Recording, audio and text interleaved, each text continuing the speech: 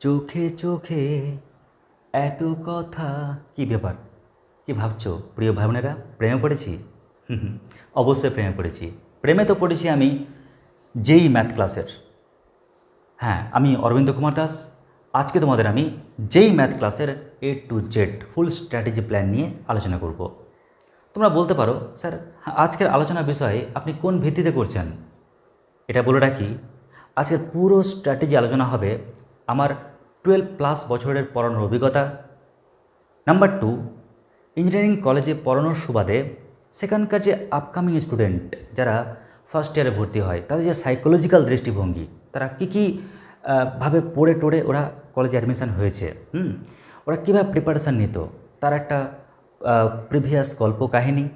পাশাপাশি বলতে পারো যে কিছু স্টুডেন্ট যারা বারবার বারবার বারবার তারা প্র্যাকটিসের মাধ্যমে বা প্রিপারেশনের মাধ্যমে যখন ওই যে কয়েক ঘন্টা এক্সাম হলে আসে, কারণ আমাদের কলেজে যেহেতু সিট পড়ে JEE মেন বা নিট বা WBJEE, তো সেখানে দেখতে পাই আমরা যখন ইনভিজিলেটর হিসেবে থাকি যে স্টুডেন্টের যে মানসিক প্রক্রিয়াটা, তাদের সাইকোলজিক্যাল দৃষ্টিভঙ্গি, তো সব কিছুকে পঞ্জীভূত করে বলতে পারো এটাকে পুঁজি হিসাবে আমি তোমাদের আজকে জানাচ্ছি ফুল স্ট্র্যাটেজি, ফুল প্ল্যান।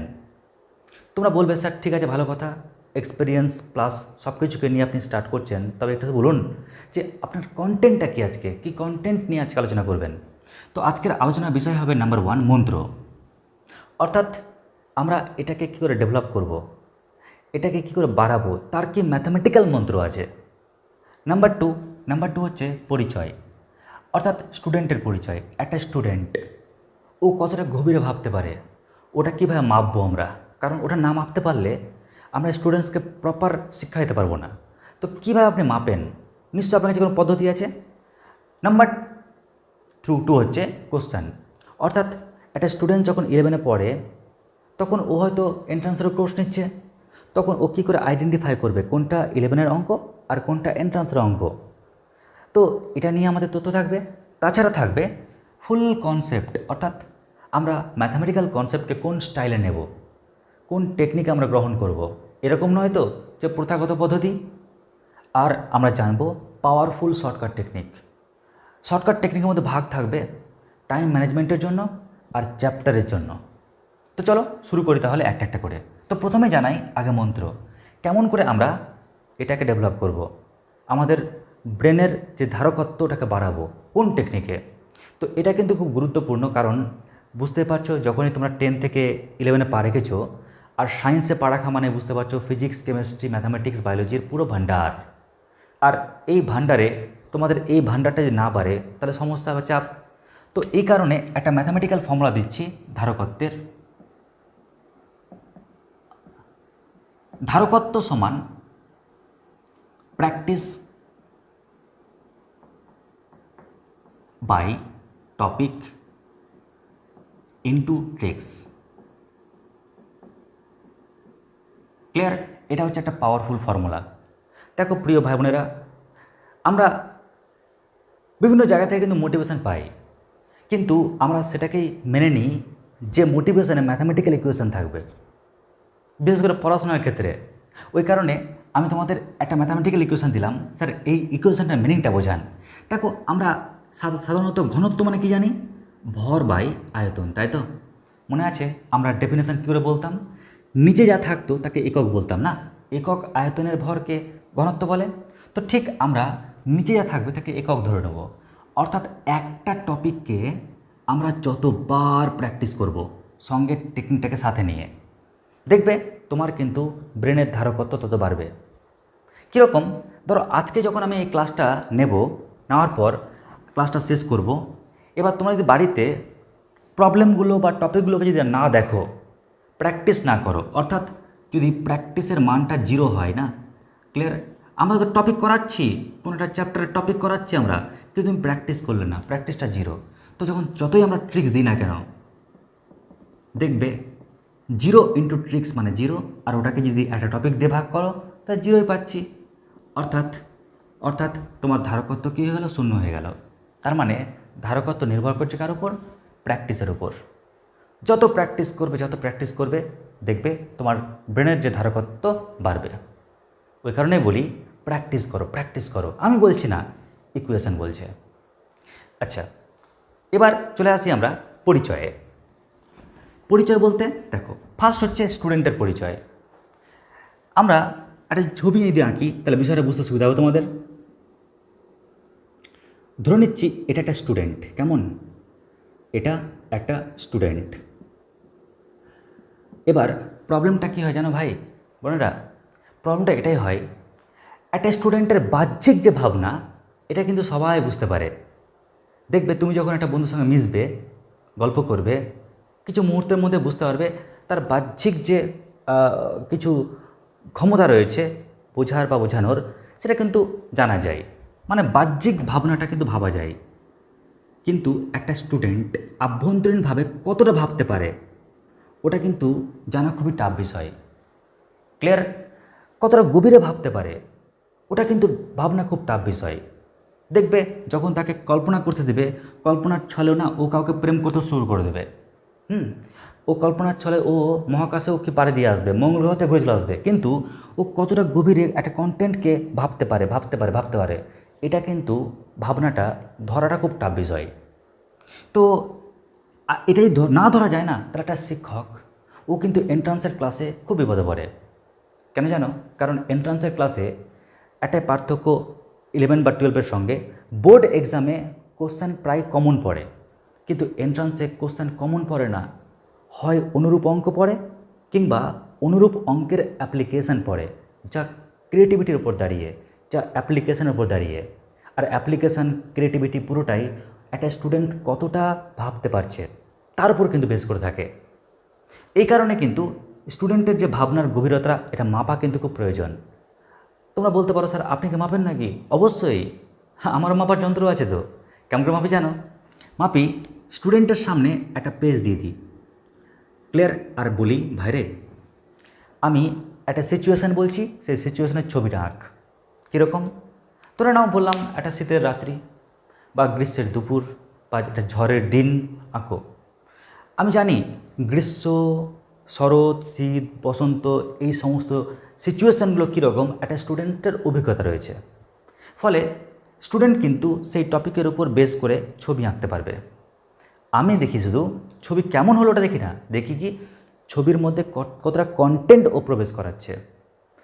ওর কন্টেন্ট দেখে আমরা ফিল করতে পারি, যদি আমরা ওই স্টুডেন্টসকে ম্যাথামেটিক্সের এতগুলো কন্টেন্ট যদি দিই তাহলে সেই কন্টেন্টটার প্রয়োগ ও একটা ম্যাথের উপর কতভাবে অ্যাপ্লাই করবে, এটা আমরা ফিল করতে পারি এই একটা মাত্র ছবি আঁকার মাধ্যমেই। ক্লিয়ার? যে দেখি যে না স্টুডেন্টস সেই কন্টেন্ট দিতে পারছে না, তখন আমরা করি কি, যাতে ওর কন্টেন্ট বৃদ্ধি পায়, প্রয়োগের দিক থেকে বৃদ্ধি পায়, তখন সেই থটে ওকে নিয়ে যাওয়ার চেষ্টা করি। তার মানে স্টুডেন্ট ভাবে মনে হয় WBJEE বা JEE মেন হয়তো 3টে সাবজেক্ট, ফিজিক্স, কেমিস্ট্রি আর ম্যাথামেটিক্স, কিন্তু না, অ্যাকচুয়ালি ফিজিক্স, কেমিস্ট্রি, ম্যাথামেটিক্স আর সঙ্গে সাইকোলজি। ক্লিয়ার? তো যাই হোক, তো আমরা স্টুডেন্টের যে গভীরতা, ভাবনা যে গভীরতাটা, সেটা কিন্তু আমরা মাপি আগে, বা মাপাটা প্রয়োজন। নেক্সট হচ্ছে কোশ্চেন্স। দেখো একটা স্টুডেন্ট যখন পড়ে, হয়তো 11-এ পড়ে বা 12-এ পড়ে, সে সঙ্গে সঙ্গে আবার কোর্সও নিচ্ছে এন্ট্রান্সের, ফলে সে কিন্তু ভুলেই যায়। ও ভাবে স্যার কোনটা উচ্চ মাধ্যমিক লেভেলের আর কোনটা এন্ট্রান্স লেভেলের। তো এর জন্য আমি আগে একটা পার্ট করে দিই, এই পার্টটা খুব গুরুত্বপূর্ণ।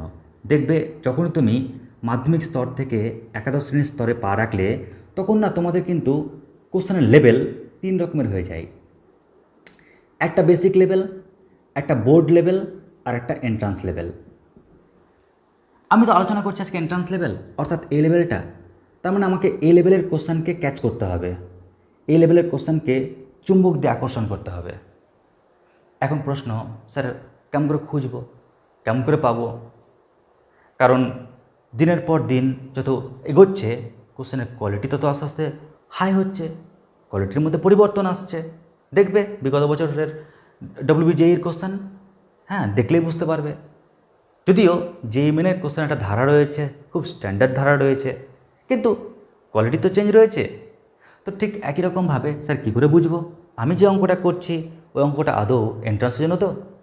তো এটার জন্য প্রয়োজন কি? চুম্বক। ক্লিয়ার? বা বলতে পারো এটার জন্য প্রয়োজন হচ্ছে ধরো তুমি যদি সমুদ্রের মাঝখানে হারিয়ে যাও, তখন তুমি নিজেকে কেমন করে খুঁজে বের করবে আমি কোথায় আছি? তখন তোমার একটা কম্পাসের প্রয়োজন। তো ঠিক একই রকম আমাদের প্রয়োজন এখানে কম্পাসের। ক্লিয়ার?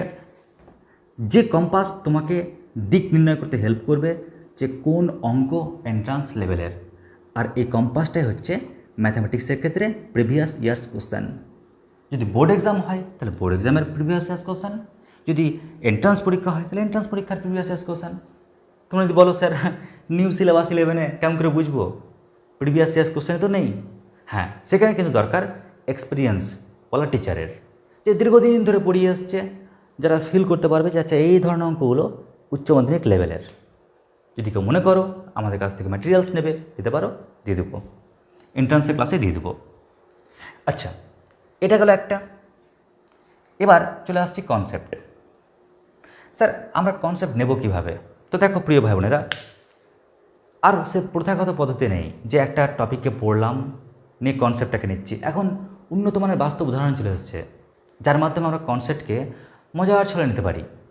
একটা উদাহরণ দিই। ধরো তাপগতিবিদ্যার প্রথম সূত্র ধরে নিচ্ছি, তোমাকে এই কনসেপ্টটা দিতে চাই, কী করে দেব? ধরে নাও সোমনাথ স্যারের কথাই বলি, রিসেন্ট উনি বিয়ে করেছেন, বুঝতে পারছো। তো উনি ঠিক করলেন যে ওনার ওয়াইফকে বাইকে নিয়ে বেড়াতে যাবেন। ভালো কথা। এবার না, যখন বাইকে উঠেছে, রাস্তায় নেমেছে, কিন্তু রাস্তার পরিস্থিতি এমন খারাপ যে বাইকটা ডান্স করছে।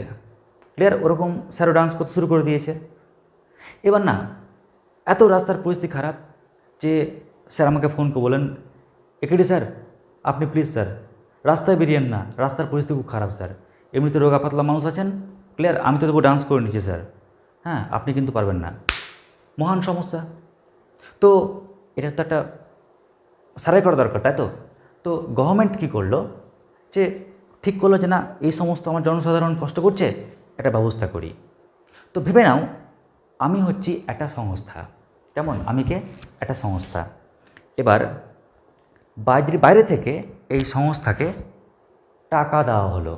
কেন? রাস্তা সারাই করার জন্য। তোমাদের তো সোমনাথ স্যার ইঞ্জিনিয়ার, এটা জিজ্ঞেস করে নেবে, হ্যাঁ করে নেবে জিজ্ঞেস। তো কী ব্যাপারটা? টাকা দেওয়া হলো সংস্থাকে, কী জন্য? রাস্তা সারাই করার জন্য। এবার আমি কাউকে ছোটো করছি না, জাস্ট কন্টেন্টটাকে বোঝানোর জন্য বলছি ভাই, অন্য সেন্সে কেউ নেবে না।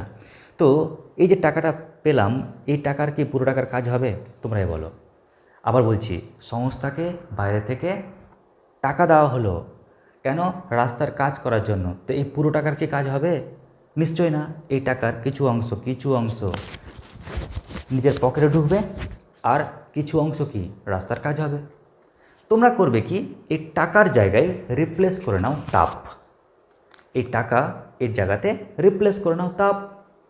যখন বাইরে থেকে সংস্থাকে তাপ দেওয়া হচ্ছে, সংস্থা এই তাপকে দুভাবে ব্যবহার করছে। এই তাপের কিছু অংশ নিজের আভ্যন্তরীণ শক্তি বাড়াচ্ছে, ব্যাংক ব্যালেন্স বাড়ছে, আর কিছু অংশ বাহ্যিক কার্য সম্পাদন হচ্ছে। এটাই তো তাপগতিবিদ্যার প্রথম সূত্র। তো আমরা যদি বাস্তব উদাহরণের মাধ্যমে যদি কনসেপ্টটাকে নিই, দেখবে কনসেপ্ট অনেক ইজি হয়ে যাবে। এবার আমি চলে আসছি শর্ট ট্রিক্সে। দেখো এখানে আমরা শর্ট ট্রিক্স আলোচনা করব তিনটে মাধ্যমে। কী কী তিনটা মাধ্যম? একটা মাধ্যম হচ্ছে যে এমন একটা ট্রিক্স, যে ট্রিক্সে একটা চ্যাপ্টার ধ্বংস হয়ে যাবে, মানে চ্যাপ্টার শেষ হয়ে যাবে, মানে চ্যাপ্টারকে তুমি নিজের আয়ত্তে নিয়ে আসতে পারবে। নাম্বার 2, এমন শর্ট ট্রিক্স যার মাধ্যমে আমরা যে কোনো সূত্রকে, যে কোনো পাওয়ারফুল সূত্রকে যে কোনো টাইম মনে রাখতে পারবো। আর শর্টকাট টেকনিকের 3 নম্বর ধাপ হচ্ছে আমরা যে কোনো অঙ্ককে চোখে খালি স্ক্যান করব আর উত্তর বলবো। ক্লিয়ার? 2.0। তো দেখো এই 3টে থট। তো প্রথম থটটা বলি, কারণ প্রথম থটটা আমাদের প্রয়োজন, যে একটা টেকনিকের মাধ্যমে একটা চ্যাপ্টার শেষ। তো আমি এটার জন্য না 11-এর টপিকগুলো তো বুঝতে পারছো, এখন বুঝতে পারবে না, কারণ এখন যেহেতু তোমরা মানে সবে শুরু করেছো, অনেক রয়েছো যারা এন্ট্রান্সের ক্লাসে আছো ঠিকই, বাট 11 চলছে, ওই কারণে একটা জানা টপিক বলি যাতে তোমরা কম্পেয়ার করতে পারো যে আচ্ছা এই টপিক হয়ে যাচ্ছে, তার মানে এই টপিকগুলো হয়ে যাবে। তো এর জন্য আমি ক্লাস 10-এর একটা চ্যাপ্টারকে বেছে নিচ্ছি। কী চ্যাপ্টার? একটা সম্পাদের চ্যাপ্টার, বৃত্তের বাইরে একটা বিন্দু রয়েছে, তাহলে ওখান থেকে আমি দুটো স্পর্শক ড্র করব। কেমন? তো এই চ্যাপ্টারটাকে আমরা একটা সূত্রের মাধ্যমেই কেমন করে শেষ করছি। তো তোমরা একটা সূত্র মনে রাখবে, হ্যাঁ, লাইন মনে রাখবে। লাইনটা হচ্ছে কি? বিড়লা। ক্লিয়ার? বিড়লা, টাটা বিড়লা নাম তো শুনেছো সবাই। বিড়লা কি? কাটলেট ও বিড়ি টানছে। ক্লিয়ার? কি বললাম? বিড়লা কাটলেট ও বিড়ি টানছে। আশা করছি তোমাদের এই লাইনটা মনে থাকবে। কেমন? তো দেখো এখানে এই লাইনটার মিনিংটা কি।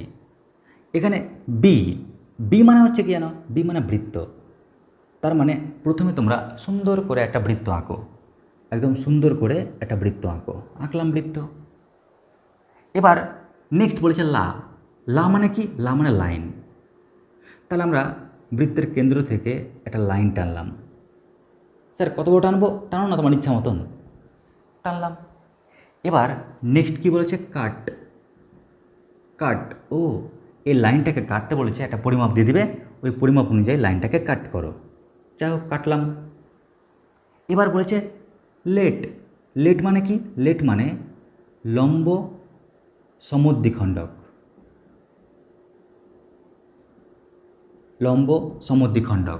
স্যার লম্ব সমদ্বিখণ্ডক কেমন করে আঁকবেন? অর্ধেকের থেকে একটু বেশি নিয়ে উপরে কাটো, নিচে কাটো। ওই মাপ নিয়ে এখানে কাটা বসিয়ে উপরে কাটো, নিচে কাটো, তারপর ছেদবিন্দুটাকে জয়েন করো, আরামসে লম্ব সমদ্বিখণ্ডক পেয়ে যাচ্ছ। তাহলে এতগুলো মিনিং কী হলো? বি মানে বৃত্ত, লা মানে সেন্টার থেকে লাইন টানলাম, কাট মানে যে মাপটা বলবে কাটবো, লেট মানে লম্ব সমদ্বিখণ্ডক। এবার দেখো ও, ইংরেজিতে ও দেখতে বৃত্তর মতো না? তাই তুমি বৃত্ত আঁকো। কেমন করে আঁকবে? এখানে কাঁটা, রুল কম্পাসের কাঁটা বসিয়ে ওকে ব্যাসার্ধ ভেবে আরামসে তুমি বৃত্তটাকে অঙ্কন করে ফেলো। ক্লিয়ার? তাহলে বৃত্ত আঁকা শেষ। এবার নেক্সট বলছে কি? বিড়ি টানছে। আমরা প্রত্যেকে জানি বিড়ি দেখতে কার মতন? স্ট্রেট লাইনের মতো না? তাহলে আমি দুটো সরলরেখা টানি। এই পয়েন্ট থেকে একটা বিড়ি টানলাম, তাহলে একটা স্পর্শক আঁকা হলো। এই পয়েন্ট থেকে আর একটা বিড়ি টানো, তাহলে আর একটা স্পর্শক টানা হলো। তো দেখো এই একটা লাইনের মাধ্যমে আমাদের একটা পুরো চ্যাপ্টার কমপ্লিট হয়ে গেল। বি মানে বৃত্ত, লা মানে লাইন, কাট মানে কাট, লেট মানে লম্ব সমদ্বিখণ্ডক, ও মানে ওকে কেন্দ্র করে একটা বৃত্ত আঁকলাম, আর বিড়ি টানছে মানে দুটো সরলরেখা টানলাম। ব্যাস। তো যদি আমরা 11 বা 12 বা এন্ট্রান্সের ক্লাসে আমরা যদি এরকম কোনো টেকনিক ইউজ করি, একটা লাইনে পুরো চ্যাপ্টার শেষ, কেমন হয়? তো এটা গেল একটা চ্যাপ্টার রেসপেক্টে। তো এর মাধ্যমে তোমরা ফিল করে নাও যে 11-12-এও কিন্তু, এন্ট্রান্সেও কিন্তু সেটা সম্ভব। এবার তোমরা বলতে পারো স্যার চ্যাপ্টার তো শেষ করলেন, কিন্তু প্রবলেম স্যার সূত্র মুখস্থ করতে করতে স্যার মূত্র বেরিয়ে যায়। তো স্যার কী করবো স্যার? কোনো কৌশল আছে আপনার হাতে? তো দেখো কৌশল তো প্রচুর আছে। আমি তোমাদের কয়েকটা কৌশল দেখাচ্ছি, তারপর তোমরা দেখে অবশ্যই ফিডব্যাক দেবে। যদি ভালো লাগে অবশ্যই তোমাদের আরও কৌশল জানাবো তোমাদের চ্যানেলটাতে। তো কি কৌশল? দেখো আমি প্রথম কৌশলটা বলছি প্রাসের উপরে। কেমন? কারণ ফিজিক্সে দেখবে অনেক গাণিতিক রূপ থাকে, ওই গাণিতিক রূপগুলো যদি মুখস্থ করতে পেরে নিই, তাহলে ম্যাথামেটিক্সের সূত্র মুখস্থ তো চুটকিতে হয়ে যাবে। তো চলো আমরা দেখে নিই প্রাসের সূত্র কেমন করে মুখস্থ করো। প্রাসের সূত্রের একটা ফর্মুলা রয়েছে, কী করে মনে রাখবো? তো প্রাসের সূত্রটা কি? আমরা জানি কোনো একটা বস্তুকে যখন একটা কোণ করে উপরের দিকে ছুড়বো, কেমন ইউ বেগে, বস্তুটা না উপর দিকে গিয়ে আবার নিচে এসে পড়বে। ক্লিয়ার? তো এই যে গতি, এটাকে প্রাসের গতি বলি। ধরে নাও একটা বস্তুকে উপর দিকে ছুড়লাম, পেনটাকে ছুড়লাম, ওকে যদি মুক্তি বেগে না ছুড়ি তাহলে ও আবার নিচে এসেই পড়বে। যদি সবই যদি উপর দিকে চলে যেত তাহলে কি আইপিএল খেলা হতো? হতো না তো। বল মারলাম আবার নিচে এসে পড়বে, তাই না? তো এই যে গতি, এটাকে প্রাসের গতি বলা হয়। এই যে হাইটটা দেখতে পাচ্ছ, সর্বোচ্চ হাইট এইচ, আর যে প্রক্ষেপ সীমা সেটা হচ্ছে আর। এবার না আর এবং এইচের মধ্যে একটা দারুণ সম্পর্ক আছে, মারাত্মক সম্পর্ক আছে, দারুণ সম্পর্ক। আর এই সম্পর্কের উপর বেশ করে কিন্তু নিট পরীক্ষা বলো, JEE মেন পরীক্ষা বলো, এখান থেকে কিন্তু কোশ্চেন দেয়, মানে কোশ্চেন আসে। এখন প্রশ্ন হচ্ছে স্যার কোশ্চেনটা কী, কোশ্চেনটা কেমন আসে আর সম্পর্কটা বা কী? তো কোশ্চেনটা কী আসে আমি এটা এখানে বলবো না, ক্লিয়ার? তবে সম্পর্কটা কী তা মনে রাখার একটা দুর্ধর্ষ টেকনিক তোমাদেরকে বলে দেবো। কীরকম দেখো, টেকনিকটা হচ্ছে আমি আগে লিখি রতন 4 है, ক্লিয়ার? কি বললাম? রতন 4 है, মানে 4 জন রতন আছে। কিন্তু প্রিয় ভাই বোনেরা, আগে আমি এই যে পেনটা বন্ধ করলাম আর হাত জোর করে ক্ষমা চেয়ে নিচ্ছি। কেউ কিন্তু খারাপ ভাববে না, কেমন? কেউ খারাপ ভাববে না। হতে পারে কারো পরিবারে কারো বাবা হয়তো রতন বা পরিবারের কোনো সদস্য রতন, ক্লিয়ার? কেউ খারাপ ভাববে না। জাস্ট মনে রাখার জন্য আমি একটু চেঞ্জ করছি, রতন চোর হে। তো এখানে র মানে কি জানো? র মানে হচ্ছে আর। ট্যান মানে কি? ট্যান মানে হচ্ছে ট্যান, আর ট্যান লাগালে থিটা দিতেই হয়, ইকুয়াল টু চোর। চোর থেকে আসছে 4 আর হে থেকে আসছে এইচ। তো দেখো আমরা একটা দারুণ ফর্মুলা পেয়ে গেলাম, আর tan theta equal to 4h। সাধারণ ক্ষেত্রে স্টুডেন্টস যদি এটা না মনে রাখতো না, তাহলে ওকে এটাই মনে রাখতে হতো। তো আজকে হয়তো মনে থাকতো, পরশু দিন হয়তো গিয়ে ভাবতো মনে হয় H tan theta equal two 4r, এই যে গুলিয়ে যাবে। আর যদি অপশানে এরকম গুলানো অপশান দিয়ে দেয়, আরও মাথা খারাপ হয়ে যাবে। তো আমরা কিন্তু এরকমভাবে কিন্তু ট্রিক্সটাতে বা সূত্রগুলো কিন্তু মনে রাখতে পারি। স্যার আরেকটা দেখান না প্লিজ। দেখো আমি আরেকটা দেখাই। এবার যেটা দেখাচ্ছি, ধরে নাও এটাও ধারকত্বের উপর দেখাই, ধারকত্ব। এখান থেকে খুব জবরদস্ত কোশ্চেন পরীক্ষায় আসে। তো ধরে নাও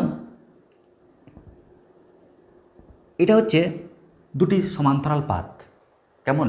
দুটি সমান্তরাল পাত। এই পাতের যে এরিয়া, সেই এরিয়াটা হচ্ছে এ, ওদের মধ্যে যে ডিস্ট্যান্স সেটা হচ্ছে ডি, আর পরাবৈদ্যুতিক মাধ্যম হচ্ছে কে, কেমন? আমি আর্থিং করলাম আর কিউ পরিমাণ আদান, ব্যাস। তো আমাদের প্রশ্ন হচ্ছে সমান্তরাল পাতধারকের ধারকত্ব কত হবে, কেমন? তো প্রিয় ভাই বোনেরা মাথায় রাখবে, যখন এটা নিয়ে স্টুডেন্টসরা খাটে না, তো এর সূত্রটা এতটা উদ্ভট সূত্র যে স্টুডেন্টস পরে ভুলে যায়, কেমন? আর হঠাৎ করে মনেও আসে না। ফলে এটাকে কোন অভিনব কৌশল আমরা মনে রাখবো? তো ভেবে নাও না যে এটা হচ্ছে পৃথিবী, এটা পৃথিবী। এই পৃথিবীর ওপরে দাঁড়িয়ে আছে তোমাদের প্রিয় দাদা একেডি স্যার, ক্লিয়ার? আমি দাঁড়িয়ে আছি, রোগা পাতলা আমি দাঁড়িয়ে আছি কার উপর? পৃথিবী পৃষ্ঠে, কেমন? যদি এই টেকনিকটা মনে রাখতে পারো না, তাহলে সিজিএস মেথডে এই ধারকত্বের মান কত হবে তুমি আরামসে বলে দিতে পারবে সূত্রটা। কীরকম দেখো, কে দাঁড়িয়ে আছে? একেডি দাঁড়িয়ে আছে কার উপর? এই পৃথিবীর ওপর। তো আমরা তো পৃথিবী পৃষ্ঠে বাস করি, আর পৃথিবী পৃষ্ঠ মানে কি? এরিয়া, আর এরিয়া মানে কি? 4πr²। এখানে আর না দিয়ে ডিস্টেন্স স্কোয়ার দিচ্ছি। তো কাটাকাটি করলে কি পাচ্ছি? a × k/4 × π × d। তো লক্ষ্য করো আমরা কি পেলাম? সমান্তরাল পাতধারকের ধারকত্বের সূত্র a × k/4πt। এখানে কিন্তু এ মানে অরবিন্দ না, এ মানে হচ্ছে পাতের ক্ষেত্রফল, কে মানে কিন্তু কুমার না, পরাবৈদ্যুতিক মাধ্যম, আর ডি মানে কিন্তু দাস না, ডি মানে কি? পাত দুটোর মধ্যবর্তী দূরত্ব। তো দেখো আমরা কিন্তু সহজ কৌশলে কিন্তু ক্যালকুলেট করতে পারলাম, কেমন? মানে মনে রাখার একটা ফোন দিয়ে বলতে পারো। এবার তোমরা বলতে পারো স্যার তাহলে ম্যাথামেটিক্সের যে ফর্মুলা ওটা কীরকম করে মনে রাখবো? তো এটার জন্য আমি জাস্ট একটা উদাহরণ দিচ্ছি, একটা মাত্র ফর্মুলা দেখাচ্ছি, খুবই powerful formula, cos cube theta আর সাইন কিউব থিটা। খুবই কাজে লাগে বিভিন্ন জায়গায়। দেখো আমরা এই ফর্মুলাটাকে কেমন করে মনে রাখবো? তো হরে আগে 4 লিখে ফেলি, কেমন? হরে আমরা আগে 4 লিখি। ট্রিক্স কি? ট্রিক্স হচ্ছে লুকোচুরির ফর্মুলা। লুকোচুরি তোমরা তো ছোটোবেলায় খেলেছো লুকোচুরি, কেমন করে? দেখো এখানে 3টা খুব আদরের, একদম দেখো কসের কোলে বসে আছে, যারা কোলে বসে তারা খুব আদরের হয়। তো 3 বলছে আমি লুকোচুরি খেলবো কার সঙ্গে? কসের সঙ্গে। কেমন করে? একবার কসের সামনে গিয়ে লুকোবো, দেখো কসের একদম সামনে গিয়ে 3 লুকোচ্ছে, আর একবার কসের পেছনে গিয়ে 3টা লুকোচ্ছে। দেখো কসের পেছনে লুকোলো, আর মাঝখানে প্লাস, ব্যাস হয়ে গেল কি কস কিউব থিটার সূত্র। ও স্যার, তার মানে কিউব থাকলে কি সাইন কসের ক্ষেত্রে লুকোচুরি ফর্মুলা? ইয়েস। দেখো এর ক্ষেত্রেও এই 3 একবার সাইনের সামনে গিয়ে লুকোচ্ছে, এই 3 একবার সাইনের পেছনে গিয়ে লুকোচ্ছে, আর মাঝখানে বুঝতে পারছো সাইন, তাই সাইনটাকে চেঞ্জ করে দাও, প্লাসটাকে মাইনাস করে দাও, হয়ে গেল ফর্মুলা। তো এই হচ্ছে ফর্মুলা। তো মাথায় রাখবে, এরকম শুধুমাত্র ত্রিকোণমিতি না, অ্যালজেব্রা, ক্যালকুলাস থেকে শুরু করে কোঅর্ডিনেট জিওমেট্রি, প্রত্যেকের ফর্মুলার একটা অভিনব টেকনিক রয়েছে, যে আমরা একবার স্ক্যান করব, একটু টেকনিক বলে দেবো, সারা জীবন মনে থাকবে। তো এই হলো আমাদের শর্টকাট টেকনিকে সূত্র মনে রাখার কৌশল। তোমরা বলতে পারো স্যার সবই তো দেখালেন, কিন্তু এন্ট্রান্সে যে প্রশ্নগুলো দেয় সেগুলো কি আদৌ আপনার এই টেকনিক দিয়ে কি করা যাবে? অবশ্যই যাবে। চলো না আমরা এন্ট্রান্সেরই কয়েকটা প্রশ্ন দেখে নিই। তো আমি এন্ট্রান্সে পড়াই একটা প্রশ্ন দেখছি, number 1, if mod of z+4 less than or equal to 3, then max and mean value of mod of z+1, বা বলতে পারো large and least value of mod of z+1। মানে mod of z+4 এর মানটা যদি 3-এর থেকে ছোটো বা সমান হয়, তাহলে এর বৃহত্তর আর ক্ষুদ্রতর মানটা বের করো। এর ম্যাক্স আর মিন ভ্যালু চেয়েছে। তো স্টুডেন্টস যখন এই প্রবলেমটাকে সলভ করে, তখন তো নিশ্চয়ই মডের কনসেপ্ট লাগে, মডের প্রপার্টি কাজে লাগে, যা সময় সাপেক্ষ এবং বুদ্ধি লাগে, এবং তোমাকে কিন্তু প্রপার্টি সম্পর্কে ওয়াকিবহাল হতে হবে। কিন্তু এগুলো অঙ্ককে না আমরা চুটকিতে করতে পারবো অন্য স্টাইলে, শর্টকাট নিয়মে। কীরকম? দেখো, এখান থেকে খালি সংখ্যাগুলোকে কিডন্যাপ করে নিয়ে আসো। একটা সংখ্যা হচ্ছে 4, একটা সংখ্যা হচ্ছে 3, আর নির্ণয় পাটের সংখ্যাটা কত? 1। কি বললাম? 4, 3, 1। এবার ট্রিক্স হচ্ছে, যদি ম্যাক্স বলে, ম্যাক্সিমাম বলে, তো ম্যাক্সিমাম দূরে যাও, দূরে গিয়ে হিসু করে চলে এসো, মানে মাইনাস, আর বাকি সব প্লাস। এটা ক্যালকুলেশন করলেই তুমি পেয়ে যাচ্ছ 6। দেখো, এক নিমেষে ম্যাক্সিমাম ভ্যালু পেয়ে গেলাম, কোনো হেডেক নেই, কোনো চাপ নেই।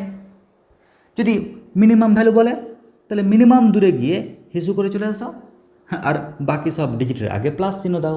তো অ্যান্সার কি পাচ্ছ? 0। না কোনো মডের ঝঞ্ঝাট, না প্রপার্টির ঝঞ্ঝাট, এক চান্সে আমরা উত্তরটা পেয়ে গেলাম। এরকম ধরনের যে কোনো অঙ্ক দিক না কেন তুমি করতে পারবে। ক্লিয়ার?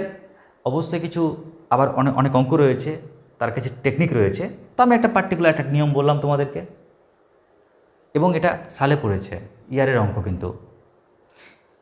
নেক্সট দেখো আর একটা অঙ্ক, অঙ্ক নাম্বার 2। চলো, এটা আমি কমপ্লেক্স নাম্বার থেকে দিচ্ছি, খুব ভালো অঙ্ক এটাও। যেমন ধরো, if z² plus z+1 equal to 0, then z plus 1/z তার whole square plus z² plus 1/z² তার whole square plus dot dot dot dot dot plus z⁶ plus 1/z⁶ whole square. বলছি বাবু, এর মান কত হবে? 4টা অপশান তোমাকে দিয়ে দেবে, কী করে অঙ্কটা করবে। তো এমনি বড় নিয়মে অঙ্কটা করার নিয়ম কি জানো? তোমরা এটাকে আগে সমাধান করবে। দ্বিঘাত সমীকরণ আছে না জেটের, তো জেটের একটা মান পাবে। জেটের যে মানটা পেলে, ওই মান যখন এখানে পুট করবে, তারপর গণনা করলে অ্যান্সার পাবে, যা সময় সাপেক্ষ বিষয়। কিন্তু শর্টকাট নিয়মে কী করে করবে? শর্টকাট নিয়মে করার টেকনিক হচ্ছে, শর্টকাট নিয়ম জাস্ট তোমরা সুন্দর করে একটু তাকাও, ভালো করে তাকাও, এখানে জেডের পাওয়ারটা কী আছে। ক্লিয়ার? জেডের পাওয়ারটা কী আছে? স্যার জেডের পাওয়ার তো 6 আছে স্যার, তাকে 6টা লিখলাম। এবার না তুমি তার সঙ্গে খালি একটা সংখ্যা যোগ করবে। কোন সংখ্যা যোগ করবে? যে সংখ্যাটা তুমি যোগ করছো, ঠিক আছে, ও যেন জেডের যে পাওয়ারটা লিখেছো না, যেন সেই সংখ্যাটা 3-এর গুণিতক হয়। ক্লিয়ার?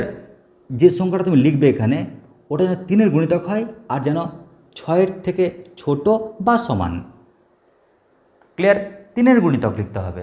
তুমি 6 তো লিখে ফেলেছ, আর পরের সংখ্যাটা 3-এর গুণিতক, কিন্তু মাথায় রাখতে হবে স্যার 3-এর গুণিতক কাকে লিখবো? 3 লিখবো না 6 লিখবো না 9 লিখবো, কাকে লিখবো স্যার? তো 6-এর সমান বা 6-এর থেকে ছোট। তো ভাগ্যচক্রে তো দেখো 6 তো নিজেই তো 3-এর গুণিতক, ওই কারণে সমানটাতে অ্যালাউ আছে, তাই 6কে লিখলাম। তাহলে উত্তর কত হলো? 12। স্যার বুঝলাম না। দেখো আরেকটা অঙ্ক বলি, যদি এখানে 6 না দিয়ে বলতো 8, তাহলে তোমরাই বলো আমরা কী লিখতাম? প্রথমে আমরা এখানে লিখতাম জেডের পাওয়ারটা লিখতাম আগে 8। এবার আমরা এখানে 3-এর গুণিতক লিখব, যে সংখ্যাটা লিখব যেন সেটা 8-এর থেকে ছোট বা সমান হয়। তো তোমরাই বলো 8, 8 কি 3-এর গুণিতক? উত্তর না, 8 3-এর গুণিতক হয় না।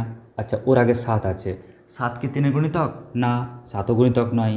ওর আগে 6 আছে, 6 কি 3-এর গুণিতক? হ্যাঁ স্যার, 6 3-এর গুণিতক। তার মানে আমরা এখানে 6কে লিখব, মানে এখানে যা সংখ্যা লিখব তার আগের যে 3-এর গুণিতক সংখ্যা তাকে লিখব। যদি ও 6 হয়ে যায় তাহলে 6টাকে লিখতাম, কিন্তু 8 ও 3-এর গুণিতক না, 7ও না, কিন্তু 6 3-এর গুণিতক, তাই 6কে লিখলাম। তাহলে উত্তর কত হলো? 8 আর 6 14, মানে 14 হচ্ছে উত্তর। ধরে নাও কথার কথা এখানে রয়েছে 16, কেমন 16 রয়েছে, তাহলে কি হতো? তাহলে আমরা প্রথমে করতাম কি, আমরা প্রথমে এখানে 16 লিখতাম। এখন তোমরাই বলো আমাকে এখানে লিখতে হবে 3-এর গুণিতক, কিন্তু যে গুণিতকটা 16-র থেকে ছোট বা সমান। তুমি বলবে স্যার 3-এর গুণিতক 16 তো 3-এর গুণিতক না স্যার, কিন্তু ওর আগের একটা সংখ্যা আছে 15, এটা 3-এর গুণিতক, তাই 15 লিখো।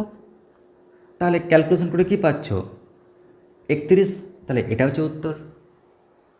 ক্লিয়ার? তাহলে খুবই সহজ, খালি জেডের পাওয়ারটাকে লিখবা, তারপরে একটা বক্সে কি একটা সংখ্যা লিখবে যেটা 3-এর গুণিতক কিন্তু ওর আগের, তাহলে উত্তর বেরিয়ে যাচ্ছে। এবার তুমি বলছো স্যার ঠিক আছে মানলাম, কিন্তু ইন্টিগ্রেশন থেকে তো প্রচুর অঙ্ক আসে স্যার, চলুন না একটা ইন্টিগ্রেশন থেকে শর্টকাট নিয়ম দেখান না, তাহলে 12 স্টুডেন্ট একটু আনন্দ পাবে। তো দেখো একটা অঙ্ক দিচ্ছি, -2 থেকে 4 মড অফ কত? x + 1 × dx। এর উত্তর কী হবে? তো দেখবে যখন তুমি এই অঙ্কটা তোমার বলতে পারো যে দাদাদেরকে দেবে, তো এই প্রবলেমটাই অনেক বড় নেমে হয়তো করবে, সময় সাপেক্ষ বিষয়ের মধ্যে পড়ে যাবে। কেন? কারণ এই অঞ্চলটার মধ্যে এই মডটাকে আবার ভাঙা, কোনটা পজিটিভ কোনটা নেগেটিভ, সময় সাপেক্ষ বিষয়। তাই এটাকে শর্টকাটে আমরা করবো কেমন করে? সুন্দর করে আগে লব ভর দেবে। প্রথমে তোমরা আপার লিমিটটাকে পুট করো, তার হোল স্কোয়ার করো। আপার লিমিটটাকে পুট করো, তাহলে এক্সের জায়গাতে 4 পুট করো, 4 + 1 তার হোল স্কোয়ার লিখলাম, প্লাস এবার তোমরা এই লোয়ার লিমিটটাকে পুট করো, লোয়ার লিমিটটাকে পুট করো, এক্সের জায়গায় লোয়ার লিমিট বসালাম, +1 তার whole square, all time by 2। তাহলে কী করলাম? আগে আপার লিমিট পুট করো হোল স্কোয়ার, তারপর লোয়ার লিমিট পুট করো হোল স্কোয়ার, মাঝখানে প্লাস দিয়ে 2 দিয়ে ভাগ। তাহলে কী পাচ্ছি আমরা? আমরা পাচ্ছি 5-এর স্কোয়ার মানে 25, প্লাস -1-এর মড +1, +1-এর হোল স্কোয়ার মানে 1/2। তো 26/2 মানে কত? 13। তাহলে ওর উত্তর কী পেলাম? 13। আচ্ছা তোমরা বলতে পারবে তাহলে এর উত্তর কী হওয়া উচিত? -1 থেকে +1 মড x dx, তাহলে কী হওয়া উচিত তোমরাই বলো। আরামসে প্রথমে আপার লিমিটটা পুট করো, তাহলে মড অফ 1 তার হোল স্কোয়ার যোগ, এবার লোয়ার লিমিট যেটা আছে সেটা পুট করো, -1-এর মড তার হোল স্কোয়ার বাই কত? 2। এবার প্রত্যেকে জানো 1-এর স্কোয়ার মানে 1 হয়, মড অফ -1 মানে +1, +1-এর স্কোয়ার মানে +1 হয়, বাই 2। ক্যালকুলেশন করলে উত্তর পাচ্ছি 1। তো এরকম ধরনের প্রচুর শর্টকাট আছে, প্রচুর ইন্টারেস্টিং শর্টকাট নিয়ম আছে, দেখবে যখন তোমাদের ক্লাস চলবে আর যখন করাবো পুরো পাগল হয়ে যাবে, এত শর্টকাট টেকনিক রয়েছে, এত সুন্দর কোয়ালিটির টেকনিক রয়েছে। যখন ত্রিকোণমিতির পথে পাঠে যাব দেখবে ওখানকার শর্টকাট দিলে তো আরও অবাক হয়ে যাবে, এত সহজ, এত ট্রিকি, কল্পনা করতে পারবে না। তো আমরা সেগুলো নিয়ে কিন্তু ক্লাসে আলোচনা করব। আর এই শর্টকাট নিয়ম, কনসেপ্ট, স্টুডেন্ট ডেটা, তারপর ধরো কোশ্চেনের কোয়ালিটি, আমাদের পড়ার টেকনিক, এই মোটিভেশনাল পার্ট, এগুলো সব নিয়েই তো হচ্ছে আমাদের এই এন্ট্রান্সের ক্লাস। এন্ট্রান্সের ক্লাস মানে এটা নয় খালি ম্যাথ নিয়ে আলোচনা, ওখানে সাইকোলজিক্যাল ক্লাসও থাকবে। কেমন করে আমরা যখন পরীক্ষার হলে যদি কমন না পাই, তাহলে ওই মুহূর্তটাকে, ওই মোমেন্টটাকে তুমি কী করে কাজে লাগাবে, ক্লিয়ার? কোন থট দিয়ে তুমি একটা অজানা অঙ্ককে সলভ করবে, তো কোন অঙ্কগুলোকে আগে টাচ করবে, কোন অঙ্কগুলোকে পরে টাচ করবে, প্ল্যান এ প্ল্যান বি কী, কোন কৌশলে তুমি এগোবে, এগুলো কিন্তু আমাদের ক্লাসের মাধ্যমে আলোচনা করা হবে। আশা করছি বুঝতে পেরেছ পুরো থট। কেমন লাগলো অবশ্যই কমেন্ট সেকশনে জানাবে, ক্লিয়ার? যেন আমরা আগুন জ্বালাতে পারি। তবে যদি ভিডিওটি ভালো লেগে থাকে অবশ্যই নীল লাভ রিয়াক্ট কিন্তু অবশ্যই দেবে, ক্লিয়ার? আজকের মতো এটুকুটাই, নমস্কার, ধন্যবাদ। অনেকে বলতে পারো স্যার নীল লাভ রিয়াক্ট কেন, রেড কেন না? কারণ নীল রং ছিল সবার প্রিয়, বাকিটা বললাম না। নমস্কার, ধন্যবাদ।